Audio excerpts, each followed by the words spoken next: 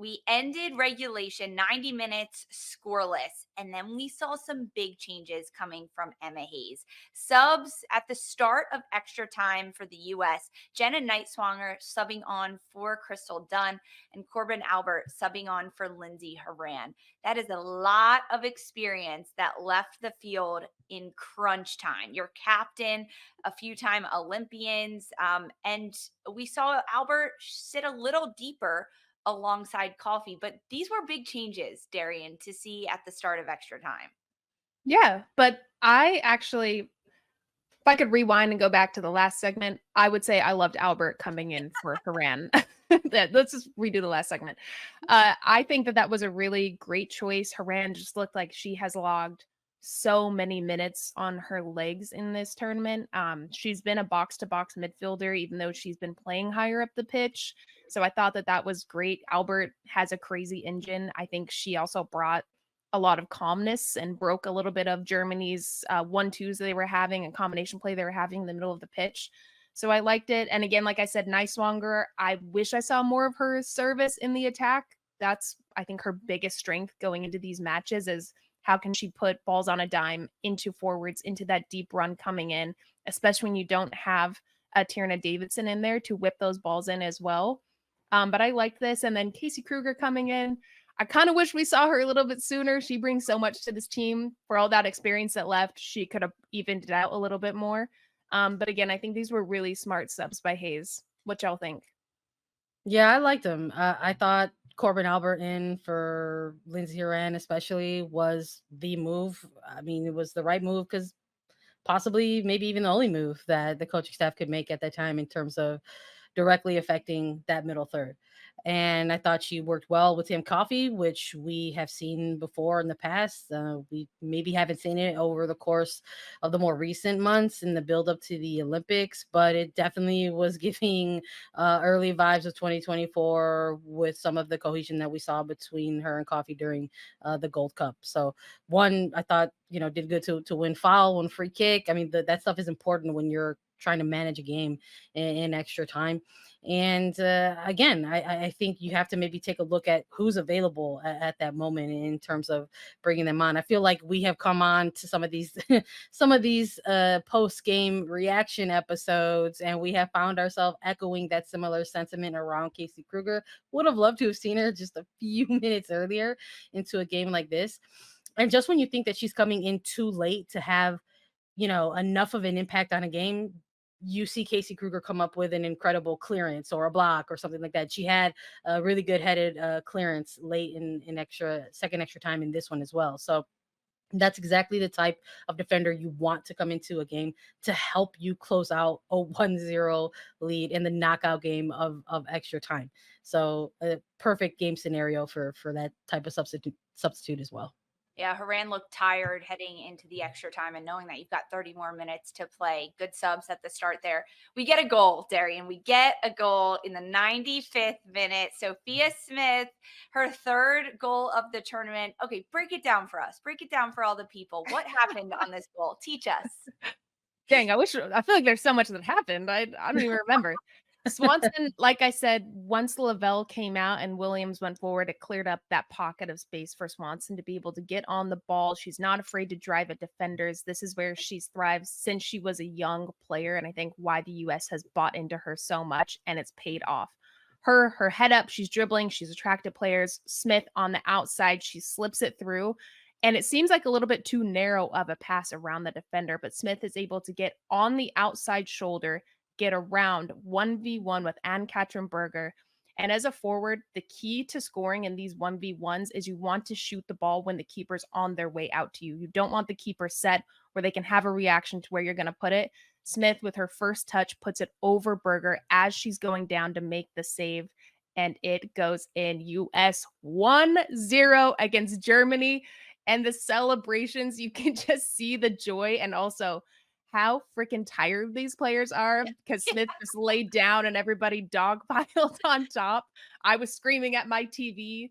It was a sight, but it was fun to see it finally come together because I think I didn't have any worry that the US wasn't going to score because it kept happening. There kept being these opportunities where the US were just missing that final pass, and Swanson was the girl to do it, and same with Sophia Smith's finish.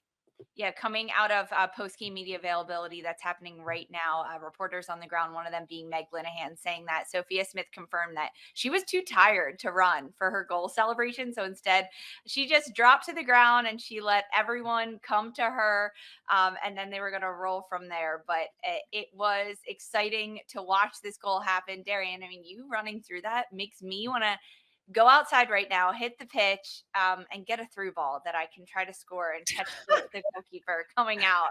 Wow, Over the you got some energy. I'm like, I want to do a Brandy Chastain, and like, if I was wearing a US kit like you, I'd rip it off and be like, yeah. Oh yeah, my goodness. I'm 'Cause not about to run outside. I Can't mean, hardly blame her, honestly.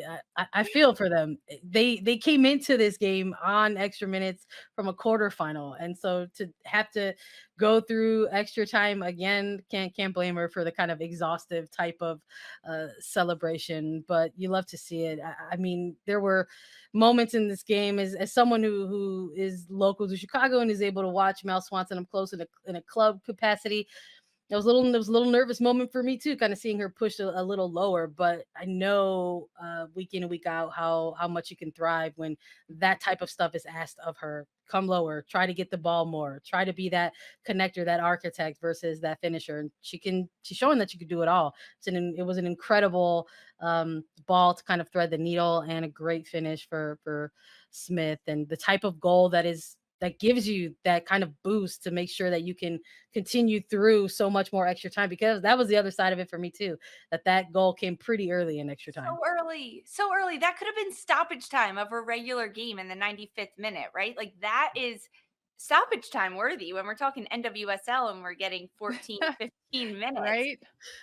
But it was extra time, and there was still a lot more to play for. We saw changes happen. We saw a couple more really big chances for both sides. And Katrin Berger, goalkeeper for Germany, coming up with some huge saves, almost redeeming herself for allowing the goal to go in for Sophia Smith.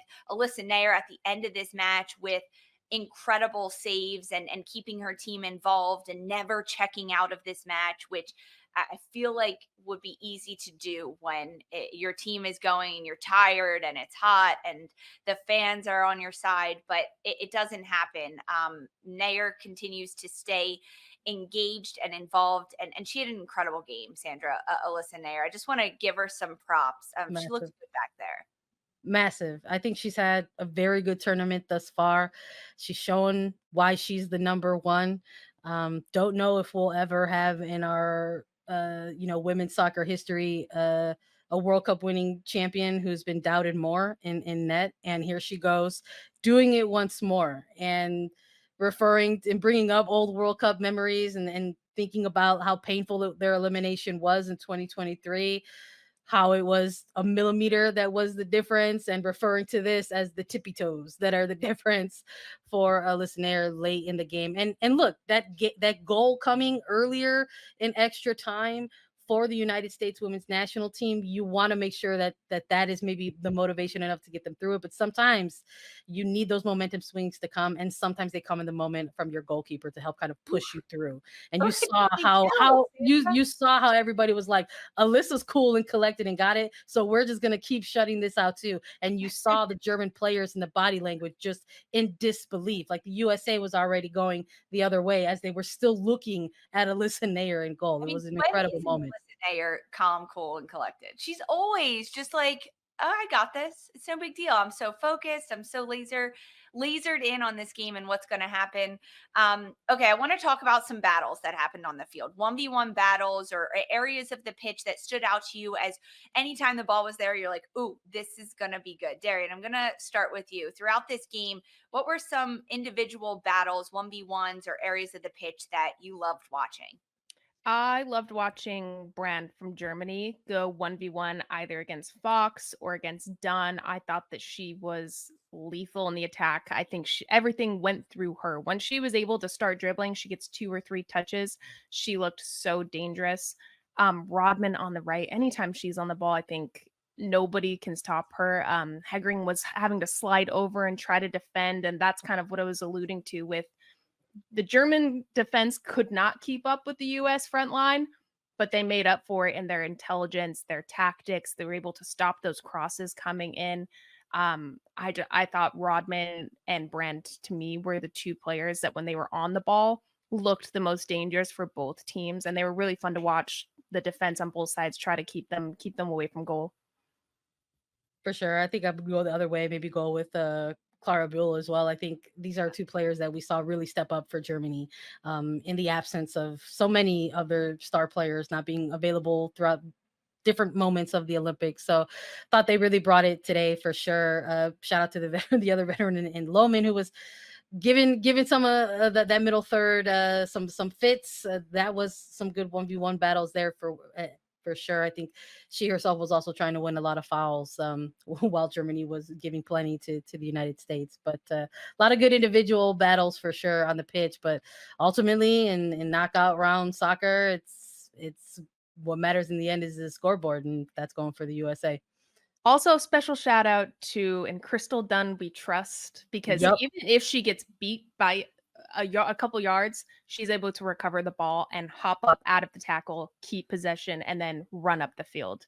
To me, she's been How? one of the best players for the US in this Incredible. entire tournament. She's completely solidified why she was brought to this squad, especially as a defender. It definitely makes you think that there was no question if she was going to be on this roster, right? Because that was a lot of talk leading up to this Olympics. Is she? Is she not? Is she? I I I don't think that it was ever in question. And if it was, I'm sure Emma Hayes probably feels a little silly right now. And now she knows why you bring a veteran and a player that can play all over the pitch, both sides of the ball. I loved watching Crystal Dunn enticing the attackers to go 1v1 at her. She would like get in her defensive stance, almost make eye contact with them and say, try me, try Yeah. to get past me. And to me, that type of energy, and it comes from being a veteran and comes from having the experience and the leadership and understanding of the game, and understanding that although you played this team 5 days ago, it's going to be entirely different.